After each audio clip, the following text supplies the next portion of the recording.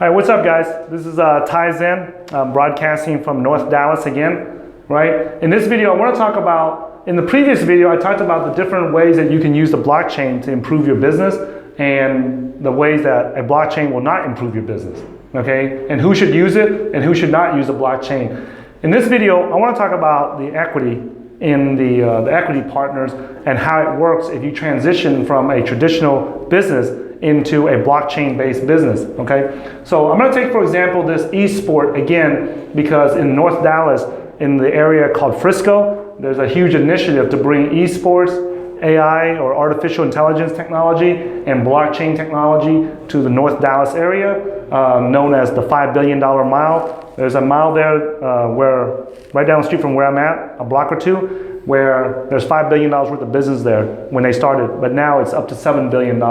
So they have an initiative to bring these three technologies to the North Dallas area, and we're fortunate that some of our subscribers told the city of Frisco and those people there, the representatives of the city, that we're the go-to guys for blockchain. So they've invited us to set up a conference for them in January 27th to do a blockchain for business conference. In this video, I just want to give just a brief outline of what happens when you transition from a traditional business that involves equity into a blockchain business that involves cryptocurrency tokens. Because if you're a business out there, the first thing that you're going to ask that come to your mind is, okay, so how do I make my money? If I'm giving up the revenues that I'm getting, that I normally get, where do I get the money from? Where does my company profit, right? So let's just look at the traditional company here. So the way that this works is that when $10 of revenues come in, right, 20% of it comes in here, and that's how the business profits. Now, in a blockchain base, there's no revenues coming in, right? Now, there's only 1% to come in so that it can so that the company maintains the software, right? So here's the crypto. I shouldn't say crypto. I should say the blockchain-based business, right? So what's going to happen is when you issue the tokens to replace the current virtual US dollar tokens that you have in your business right now. Okay. So what happens is when you issue it, right, what normally happens is this. So that's the 1% right there. What happens is, let's just say that you have 100 million tokens that you create. Okay? So 100 million tokens that you create, right, for the entire network to use. What would happen is, normally, it's not normal, it's up to you to decide, the business to decide, right, is that let's say that you keep 50% of these tokens for all the original equity shareholders, right? So let's just say that there's 20 equity partners. And just insert the number. If you're watching this video at home, just insert the number that you have in your company, right? So now these 50% would go to these people. Okay? So I'm just going to make up a number. I'm just going to make up a number here, okay? So let's just say that, just make up a number for me. And let's just say, how much money did these people originally put in? $1 million? Let's do $1 million. Okay, let's say that. Let's just say 1 million right there. From these 20 equity partners, right? And what's the math on that? Like 50,000? 50,000 a piece. 50,000 a piece, right? Well, just remember that number, 20 people right here, and we're gonna see in a minute how it works over here. Normally what happens is the 50% here, let's say that you issue 40% to the public during the crowd sale in what is known as an initial coin offering, a crowd sale, right? So that means 100 million, 50% goes here, 40% goes here. Now this other portion right here, right, is dedicated towards marketing, right? So let's just say this. Let's just say that this is 30%, right? 30% here and 30% here for the public, right? Now this, just so the math is easy here. So right there, and right here. 30% for the partners, because no one expects that these guys are just gonna give up their business for zero, for nothing, right? Nobody expects that to happen. I don't, right? I would think you're nuts if you already have a running business that's profitable. Nobody would. Yeah, nobody's gonna do that, right?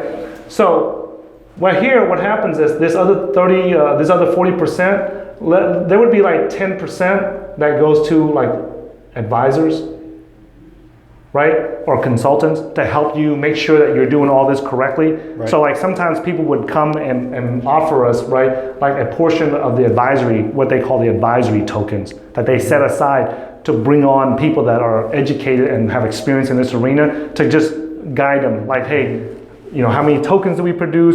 What network do we use? How do we get this message out there? So these are what the advisors, these are what are sometimes called strategic partners, right? And you usually want to look for people that have a huge audience. You don't want to just get any random advisor, just one guy. Usually that one person has a network of thousands of other people. So not only are you bringing that advisor on to consult you on how to have a successful crowd sale or how to make this transition successful, but they also have a network of people that can actually use those tokens. Right. So for example, like, let's just say that you have another company that is also in video gaming, but they're not competing against your business, right? So what you would do is you would bring them on as partners, right?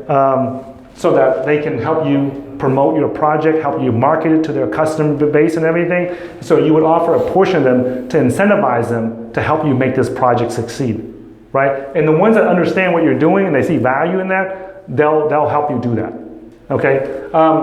Now be careful about the advisors. If they ask to be an advisor for your project, you don't want them. Just remember that. If they ask you, hey, let me be an advisor on your project, right? Usually, and I shouldn't say always, but usually you don't want those people. Like these advisors that you look for, you should actually go out there and seek them, that they're strategic key people that you need to make sure this whole process is successful, okay? And then there's a portion here that is reserved for marketing. Just whatever you designate, right? And then there's another portion, I think, for others, just little slices, okay? But I've also seen some called cold storage. No, cold storage is just where you store the tokens. That has nothing to do with who is involved. Okay. That's just a process of securing your tokens, right? So let's just focus on this 30% here. Let's just focus on that 30%. That, because all the equity partners in your business are going to wonder, like, hey man, like we just put in 50,000 each. We took the risk in you. Like, why are you changing it to a blockchain-based business when the company's already profitable? Why are you screwing things up for? Right? So right now, let's just say that your company does, let's just say 5 million a year, for example, right? So let's just say that if it's doing 5 million a year in revenues, right? Or let me just do the math so it's easy for me. Let's say that your company is doing 1 million a year, right, in revenues. So let's just say somebody were to come in and value your company right now and you to buy it out. Let's say that the creators of Call of Duty want to come and just buy out your tournament platform, right? What do you think they're going to offer you? Make an easy number, 5 million. 5 million. They're going to give you a 5 multiple of what it's producing, right? So down here, it's 5 million. Right? Valuation. So now, let's just say that you decide that you are going to sell this 30% right here to the public, right? And that 30%, let's say that you say, I want to raise $10 million to build out, to make this transition from your traditional business into a blockchain-based business. And you're going to give up that 20% right here that you've been getting per month, right? So now you're giving up this 20% and you're only getting 1% to do maintenance on the software. Well, what happens is when you sell this for 10 million, right? What happens to the valuation of all the 100 million tokens? Yeah, so now if this 30% is worth 10 million, how much is the entire network worth? 30 million. Right? Yeah, so it's worth around 30, 33 million, somewhere around there, right? So now you got you a $30 million network instead of 5 million. That makes sense. right? And now you're not forced to worry about how much equity, how much profits you make each month. Your goal now is just to make the network better, right? And as people use it and they increase in value, the tokens increase in value because there's more demand for it. So the value of the tokens increase. Now the valuation goes up. That makes sense.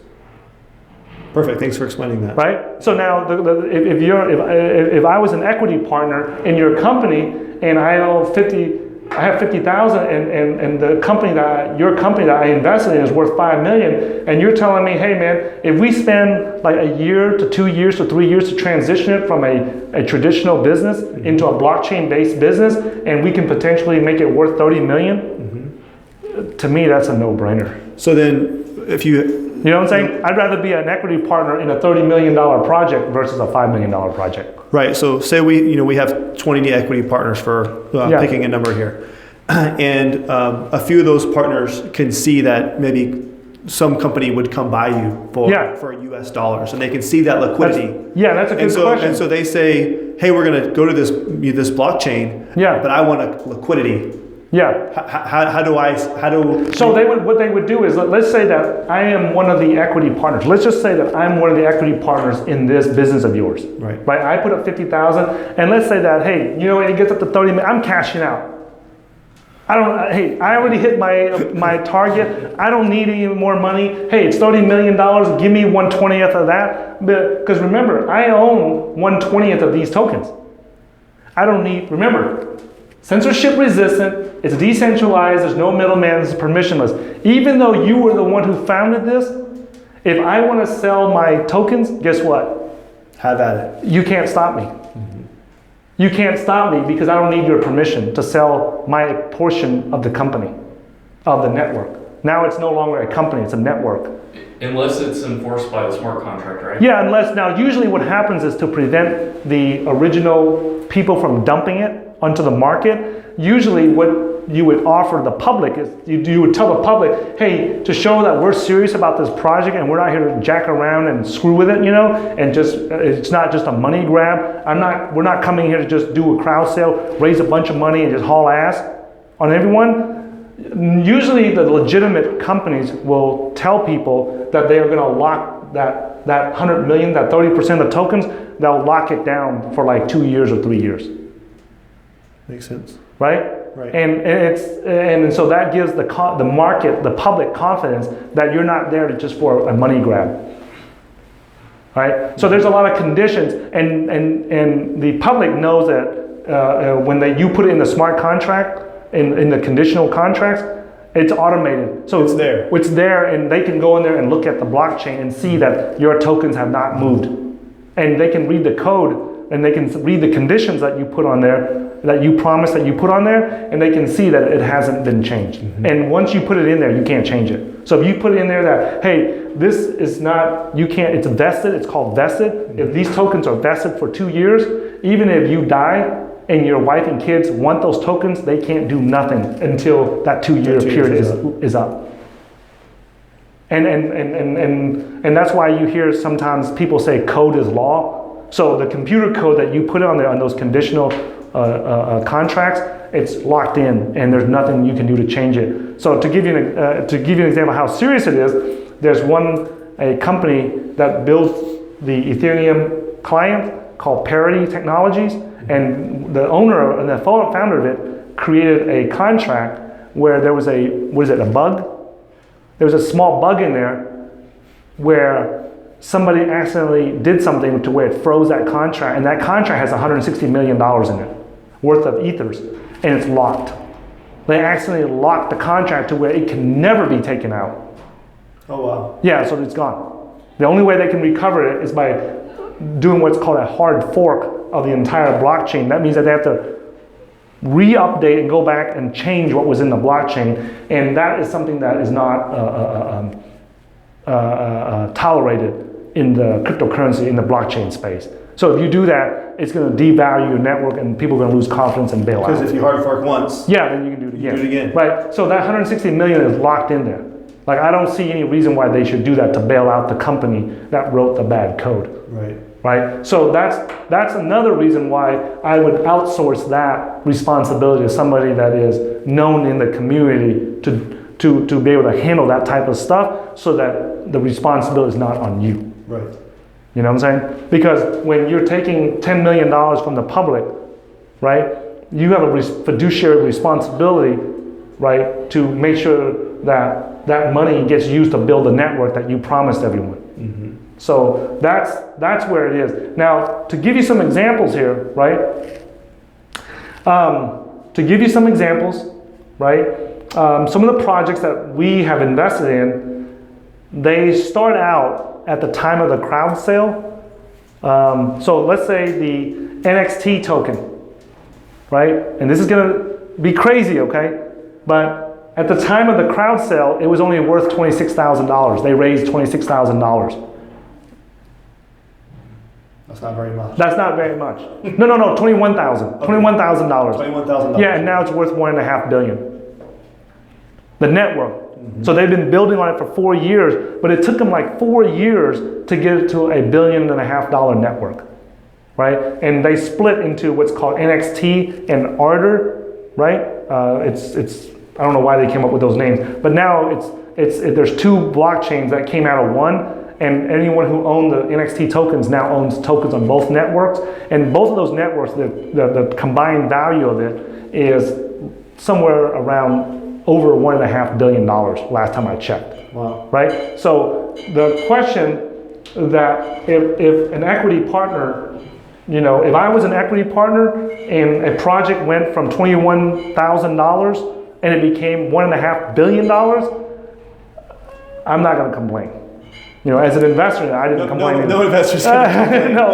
Okay. So does that answer your question? Yes, where's the value for the equity partners, right? Now, obviously, this $30 billion. Sometimes people will put a portion in there for their employees also. Right. So, like, let's say you have 20 equity partners, 20 employees, and usually they would just take out the way that I've seen some people do it is where they'll take, these 20 equity, we have 30 million tokens, and each one of these equity partners is worth, owns like 5% of it, and then each employee, depending upon what they get paid, they have that much of it, and so the tokens just get split like proportionally among everyone, so that there's no complaints from anyone. Right. So one person doesn't say, "Hey man, how come you got more tokens than I did?" It's just in percentage proportion. Mm-hmm. Does that answer your question? Yes, it does. Okay. Now, here's another example. Like Ethereum, when they did their crowd sale, they raised 18 million. For actual Ethereum? Yeah, for the Ethereum network. When they did it, they raised only 18 million. So their valuation at that time, I think it was just a little bit above 18 million. They raised 18 million, and I forget what portion of their tokens that they sold, but it's not that much. But now the network is worth, I think, like 50 billion or more. A lot. It's a lot. I can't even remember. There's so many billions out there now that I can't remember them all. But 18 million, 50 billion. That's if an equity partner doesn't understand that concept, what I would personally do is I would let's just say that I'm not telling you to do this. I'm not an attorney. But let's just say that I was one of those 20 equity partners, and I understand how blockchains work, and I understand the potential. And if you're telling me that, hey, out of these 20 guys, there's 2 guys that won't budge, they don't want to do this, I would just personally buy them out myself. Right. I would just personally buy them out and then move on with it. Mm-hmm. Right? If you have a legitimate reason to incorporate the blockchain into your business. Now, if you're just gonna make up shit and go, hey man, there's a quick opportunity to go for a money grab here with the public and just get as much as we can and just goof off and do nothing, then that will be a bad idea. Like you can actually, there will be repercussions from the market for that. People will go to jail for that. Yeah, people can go to jail for that. Yeah, so I do not recommend doing that. And like I said, whatever you do to transition from here to here, get the right consultants, get the right securities attorney to make that transition. There will probably be an upfront cost. I would estimate that it's probably going to be between a minimum of $500,000 to $1 million to make that transition. Yes. That doesn't surprise me. Yeah, so because the biggest cost will be legal fees. Mm-hmm. Because you have a software engineering team already. Correct. right? So it won't, that's not going to be an issue. The tech won't be The tech is not going to be the issue. The biggest expense in any business moving from a traditional business into a blockchain-based business is usually, from my experience, legal fees. Like in our company, the biggest expense that we have right now is legal fees with for securities lawyers and just lawyers to make sure that everything we do are in compliance with government regulations, right? And I highly encourage that you and other people at home that are watching this, right, is to make sure that you do it right, because there's $4 billion that just came into the blockchain space in 2017. There's a lot of money out there to be made. And I would highly recommend that you get the proper legal counsel to guide you in this, right? Now, the problem is this blockchain industry is so new that you don't have a lot of lawyers that understand blockchain law. So there's only a handful of firms out there that are reputable, that know blockchain law. But what I would say is at least get like a general counsel and get a securities lawyer to at least make sure that you're at least following the American securities laws or the laws of your country, right? So that's where the value is at. Waves, so this one started out, Ethereum started at 18 million and grew to over 50 billion. Waves started out at 16 million and is now like 1.1, 1.2 billion, right? NXT, 21,000 to 1.5 billion. BitShares, I'm not sure off the top of my head. Stellar, I'm not sure. I think they even did it for free, and now it's over $1 billion, if I remember. Is it over $1 billion? Yeah, I believe so. It's in the top 20. Yeah, it's in the top 20. So usually the top 20 coins are over $1 billion. So they started out free. They didn't even raise no money. They did like an airdrop.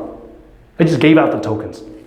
So these guys have some guts to pull it off. They took a huge risk because they didn't even raise. I don't even think they raised money. If I remember it correctly, they just gave out the tokens for free and they built the value into the network. And people saw that and the market said, hey, you know what? This network has value and we're going to value it at $1 billion. Right? So even if it's valued at $100 million, that's still good. For somebody that didn't raise any money and just built a network from scratch up. These are the same guys that built Ripple, and the founder, they parted from Ripple and went and started Stellar. So does that answer your question? Yes, it answers my question. And any other questions on that? No, that's perfect. Okay. So if you guys like these types of videos, guys, let me know. And if you guys want to follow us, go to www.cryptocurrency.market/newsletter and follow us on there. And thanks for watching this video, and I'll see you guys in the next video.